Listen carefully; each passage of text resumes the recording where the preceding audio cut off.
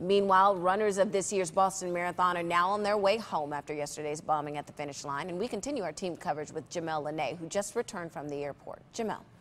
Keely, several flights have already come in from Boston. Again, another flight doesn't come in this afternoon until after 2 o'clock. Both the families that I spoke with were from Boston and were participating in the race and left Boston this morning to come down here for vacation.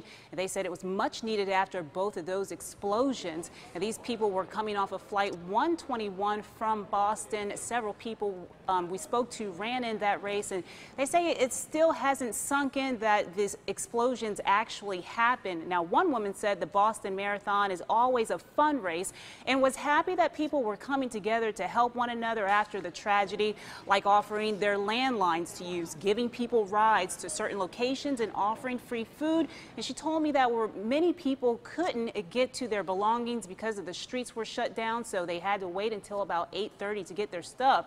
And she said luckily she wasn't a fast runner and wasn't near the finish line when the bombs went off. Now, while another mom I spoke to said that she was horrified because she hadn't learned about the explosion until halfway through the race, and her kids had ran ahead of her. You could see the helicopter circling as we were getting closer, and so you knew that there was something going on. And you know, we kept going because our kids were heading to the finish line, and so we told them to stop and to go back the other way to get away from the scene.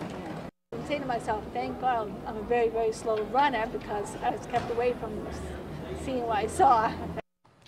Earlier, JetBlue was waiving flight fees for people who needed to change their flights. We're working to find out if they're still doing that and if any other airlines are waiving fees as well. Once we have any updated information, we'll be sure to pass that along on air and online. That's the latest here in the studio. Jamel Lene, WPTV News Channel 5.